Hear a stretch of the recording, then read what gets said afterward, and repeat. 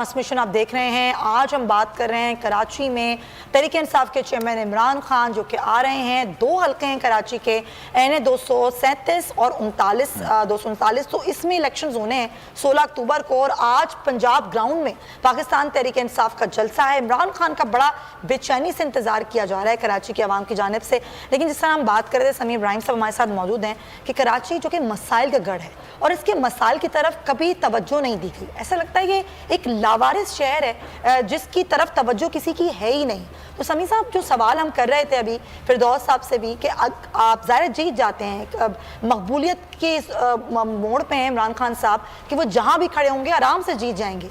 जीत के असम्बली में नहीं जाना तो फिर आवाम के मसाइल कैसे हल होंगे? नहीं, ये इसको आप थोड़ा सा उसको देखें ना, इसका जो मेन थीम है उसको देखें।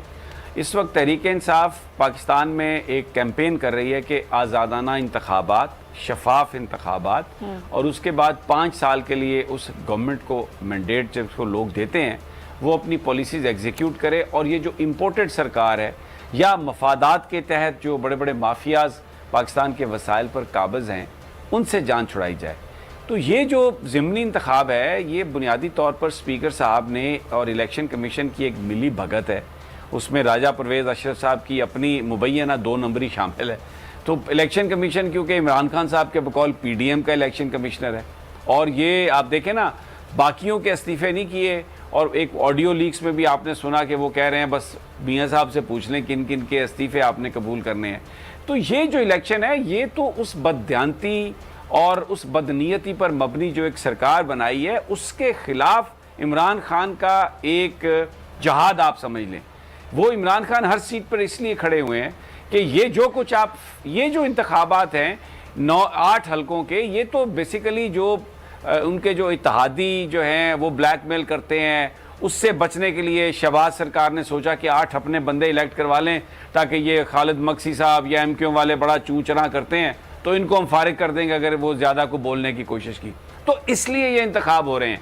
इसलिए इमरान खान ये इंतखाब जीतना चाहते हैं कि इस इम्पोर्टेड सरकार की जो साजिश है इस मुल्क में एक इलिजिटिमेट गवर्नमेंट को कंटिन्यू कराने की, उसका मुकाबला कर सके। उस साजिश को नाकाम बना के अवाम को एक मौका फराहम किया जाए कि वो आम इंतखाबात में जाएं और मैंडेट लेके आएँ। अच्छा, अब आपने कहा कि इमरान खान पॉपुलर हैं और वो इलेक्शन जो हैं वो जीत जाएंगे। बिल्कुल वो इलेक्शन जीत सकते हैं, लेकिन इलेक्शन पाकिस्तान में जीतने के लिए वो उसकी एक साइंस है इलेक्शन डे की। एक तो है लोगों को घरों से पहले निकालना, फिर उनका वोट डलवाना, फिर वोट का काउंट है वहां पर मौजूद रहना, उसके बाद फिर ख्याल करना कि कोई धुंध वुंध ना छा जाए, कहीं कोई थैला गायब ना हो जाए, तो बिल्कुल आखिरी दम तक पहरा देना। तो इमरान खान अगर ये इलेक्शन जीतते हैं तो फिर हम उस तरफ बढ़ सकते हैं जो आपने कहा कि अवाम के मसाइल तो फिर असम्बलियों में हल होने हैं। ऐसी असम्बली वजूद में फिर आ सकती है जनरल इंतखाबात के नतीजे में, कि जिस पर फिर लोगों के मसाइल हल हों और फैसले वाशिंगटन और लंदन की बजाय पाकिस्तान में ही हल हों। तो ये जो ज़िमनी इंतखाब है ये, इसमें तो बेसिकली ये इसकी थीम है और इसीलिए लोग आ रहे हैं और इसीलिए इमरान ने एक बड़ी ज़बरदस्त कैंपेन की। और पंजाब में तो मैंने देखा है यहाँ पे तो बहुत ही बड़ी अक्सरियत इमरान खान साहब के साथ है। कराची में भी जलसे बहुत बड़े बड़े हुए और फिर वो जो डॉक्टर आमिर लियाकत की सीट पर एमक्यूएम और पीपल्स पार्टी ने मिलकर इलेक्शन लड़ा, लेकिन वहाँ पर पीटीआई जीती। जी हाँ, अच्छा सब। और अभी इन्होंने एक कामरान टसूरी साहब को बना दिया है गवर्नर, और वो उनके बारे में बताया जाता है वो बाकायदा क्रिमिनल टाइप कोई शख्सियत हैं। यानी उन्होंने वो बड़े, अभी तो खैर उन्होंने जिस दिन गवर्नर बने हैं मूछे छोटी कराई हैं ताकि जरा हुलिया उनका ठीक हो जाए। लेकिन सर तरक्की कैसे करनी है ये हमें सीखना चाहिए। वैसे वो किस तरह से वापस आए, फिर राब्ता कमेटी में आए, फिर आप गवर्नर बन गए। सर क्या खूबसूरत सर, मतलब मैं जरा बात सख्त होगी सलमान, बात जरा सख्त होगी। जी सर। अगर आप बहुत ज्यादा बेहयाई करने पर आमादा हो जाएं, बहुत ज्यादा बदनीयती करें, बहुत ज्यादा मफादात के ताबे हो जाएं, पाकिस्तान को भुला दें, तो आप किसी भी वक्त कामरान टसूरी की तरह बनकर उन ताकतवर लोगों के हाथों गवर्नरी ले सकते हैं। ये कोई, इसके लिए कोई बड़ी साइंस की जरूरत नहीं है। लेकिन अगर आपके जहन में ये है कि आपने अपने जो भी आप करते हैं अल्लाह को उसका जवाब देना है और कुछ काम आपने खल्के खुदा के लिए करना है, तो फिर आप इस तरह काम नहीं कर समीर सकते। साहब, लेकिन एक आम आदमी सीधा सोचता है ना, मैच है, इम्तिहान है। कराची के लोग ये सोचते हैं, जिस पर मजीद हिस्सों में बटी MQM, कामरान टिसोरी, वो आते हैं और ना ही MQM बादराबाद, ये बढ़ गए थे ना आपस में, उनको एतराज नहीं होता। वही बटने की वजह ही वही थे, बटने की वजह भी वही थे, वही थे, वही मैं कह रही हूं। सरदार को बाहर किया। और अच्छा खैर, एक ब्रेकिंग हम कर लें, फिर समीर साहब आपकी तरफ वापस आएंगे। ब्रेकिंग कुछ इस तरह की, जनाब इमरान खान साहब ने आज कराची में जलसा करना है और ये जलसा होगा पंजाब ग्राउंड में, और इसमें शिरकत करने के लिए तहरीक इंसाफ के सरबराह इमरान खान इस्लामाबाद से कराची के लिए रवाना हो गए हैं और खुसूसी परवाज के जरिए वो कराची पहुंचेंगे। गालिबन 1 से 1.5 घंटे बाद तहरीक इंसाफ के सरबराह इमरान खान साहब कराची के अंदर मौजूद होंगे। इरशाद संजरानी हमारे नुमाइंदे हमारे साथ मौजूद हैं, तफसील उनसे जानते हैं। जी इरशाद, बताइएगा मजीद। सलमान मिर्जा, इमरान खान चेयरमैन PTI जो है अब इस्लामाबाद से कराची के लिए रवाना हो चुके हैं और कराची में सियासी पावर शो जो है उसमें अहम खिताब करेंगे। इमरान खान अपने करीबी दोस्त हैं उनके खुसूस तैयारे में यहाँ से रवाना हुए हैं और जो सिक्योरिटी के तहत जो उनका जो तैयारा है कराची में PF फैसल बेस पर जो लैंड करेगा, तकरीबन 3:30 बजे की उसकी टाइमिंग लिखी हुई है, 3 और 3:30 के दरमियान। और चेयरमैन PTI जैसे ही पहुंचेंगे तो यहाँ से सीधा जो है कराची जो बार है उसमें चले जाएंगे और वहाँ पे खिताब करेंगे, जिन्ना ऑडिटोरियम में इमरान खान वकला से खिताब करेंगे। उसके बाद जो 4 बजे जो नामजद हैं बल्दियाती नुमाइंदे हैं, जो कि बल्दियाती इंतखाबात होने वाले हैं 23 को, तो वहां पर खिताब करेंगे। इसके बाद जो है फिरदौस शमीम नकवी जो हैं MP हैं PTI के, उनकी रिहाइशगाह पर पहुंचेंगे और PTI की जो आइंदा जो लॉन्ग मार्च का उस हवाले से बाकायदा एक हिकमत अमली तय की जाएगी और साथ साथ वहीं पे सहाफियों से भी मुलाकात है। रात 8 और 9 बजे के दरमियान जो है शाह फैसल कॉलोनी में जो पंजाब ग्राउंड है NH 237 और NH 239 के हवाले से आवाम से इमरान खान खिताब करेंगे। Irshad Sanjrani, thank you so much, आपने तफसीलात से आगाह किया।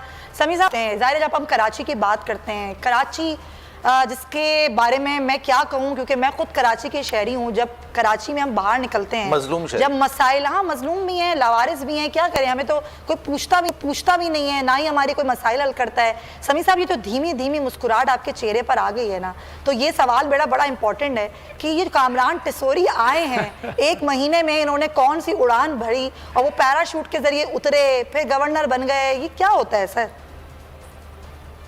अच्छा, मेरे चेहरे पे जो मुस्कुराहट आई ना, वो जो सलमान की आपसे जो थोड़ी गुफ्तगू हुई ना, जिसमें उसने कहा कि मजलूम लड़की, तो मेरे जहन में ये बात आ रहा था कि एक तो जो लड़की एंकर हो और जिसकी शक्ल सूरत भी अच्छी हो, वो तो मजलूम हो ही नहीं सकती। तो ये तो बड़ी रॉन्ग जो एनालिसिस बनाई है सलमान मिर्जा ने, ये तो मैं मानने के लिए, समैया मजलूम हो ही नहीं सकती, ये मैं मानने के लिए तैयार नहीं हूं। चले कराची के लोग तो मजलूम है ना। हाँ देखें, वो तो पूरा पाकिस्तान मजलूम है। मैं आपको बताऊं, गरीब आदमी जो है ना, वो दुनिया के जिस हिस्से में भी है, वो बलूचिस्तान में है, भले अमेरिका हार्लम में रह रहा है, आप यकीन करें उसका दुख एक ही जैसा है। ये निज़ाम उसको एक्सप्लॉइट करता है और वो बेचारा, उसी के नाम पर हुकूमत बनती है, की जाती है, लेकिन वो उसके लिए लड़ता रहता है। अच्छा, अब दूसरी बात मैं करना चाहता हूँ, एक तो जो इरशाद संजरानी साहब ने सारा टाइम दिया है ना, ये बिल्कुल भी नहीं होने वाला। यानी 3 साढ़े 3 बजे के बीच फ्लाइट पहुंचेगी, फिर वो चले जाएंगे वकला के साथ तकरीर करने के लिए, फिर 4 बजे वो बल्दियाती जो अरकान हैं उनसे भी मिल लेंगे, फिर शमीम हैदर जो साहब हैं उनके घर पर, ज़ाहिर है सहाफ़ियों की मुझे उम्मीद है कि सुमैया भी जाएगी वहाँ पे, अगर सहाफ़ियों से मुलाकात अभी तक शेड्यूल में है तो वो जो टाइम का कंस्ट्रेंट है ना, वो जो कुछ बयान किया ना संजरानी साहब ने, वो उनकी ख्वाहिश या वो लिखा हुआ टाइम टेबल है, अमली तौर पर ऐसा नहीं होने वाला। हर चीज़ डिले में जाएगी और डिले में जाएगी। अब कामरान टिसोरी की आपने बात की, ये हमारी सोसाइटी का बड़ा एक पेनफुल ये पेज है। मैं आपको बताऊं, जो लोग जिनके ऊपर इतने बड़े चार्जेस हैं, जिनको देखें, अगर किसी को सज़ा नहीं भी हुई ना, तो इसका ये मतलब नहीं है पाकिस्तान में उसने जुर्म नहीं किया। वो ताकतवर आदमी जो जुर्म करता है, फिर पैसे की बुनियाद पर या ताकतवर लोगों के साथ ताल्लुकात की बुनियाद पर बच जाता है, लोग समझते हैं, जानते हैं कि ये माफिया है और ये बुनियादी तौर पर उसी बुरे निज़ाम का हिस्सा है।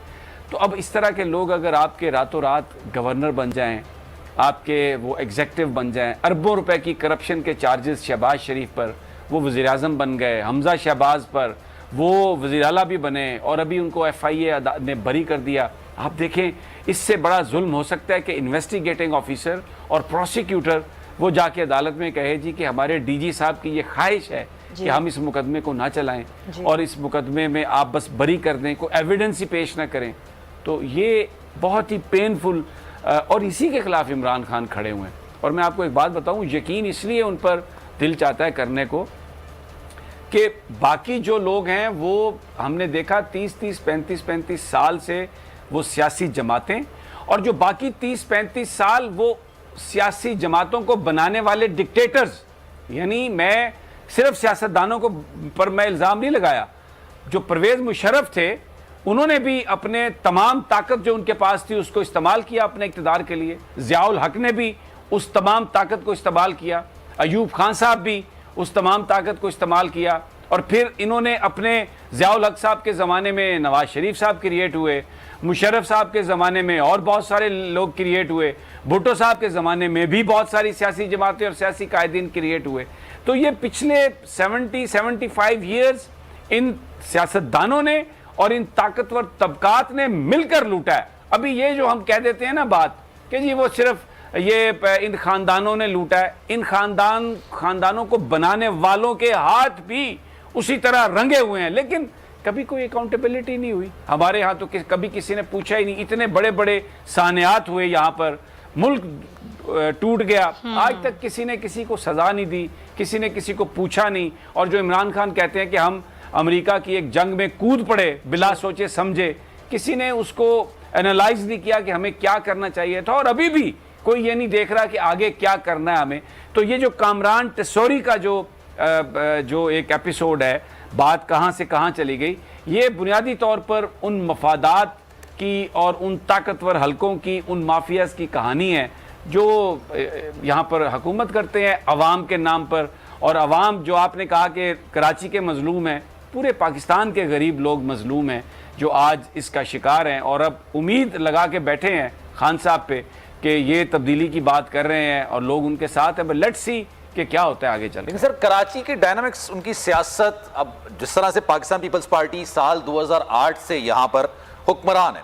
अच्छा, दिलचस्प बात ये, बिलावल भुट्टो जरदारी ने सर जब वजारत खारजा का कलमदान संभाला था, उससे पहले वो मुलाकात करने के लिए नवाज शरीफ साहब से लंदन गए थे, और उन्होंने फिर पंजाब में अपनी कोई नुमाइंदगी के हवाले से सीट एडजस्टमेंट की बात की थी। दिलचस्प बात ये सर, 14 साल कराची में, सिंध में पाकिस्तान पीपल्स पार्टी हुक्मरान है, लेकिन कराची की सूरत हाल, चलें कराची को छोड़ दें, सक्कर को ले लें, हैदराबाद को ले लें, कई ऐसे शहर हैं जो अपने अंदर एक ज़बू हाली की मिसाल बनते चले जा रहे हैं, उसके बावजूद उनकी जो फोर्स है वो आगे की तरफ देख रहे हैं, पंजाब की तरफ। लेकिन सर कराची के मसाइल सर उस वक्त तक हल नहीं होंगे जब तक यहां पर हुकूमत की तब्दीली नहीं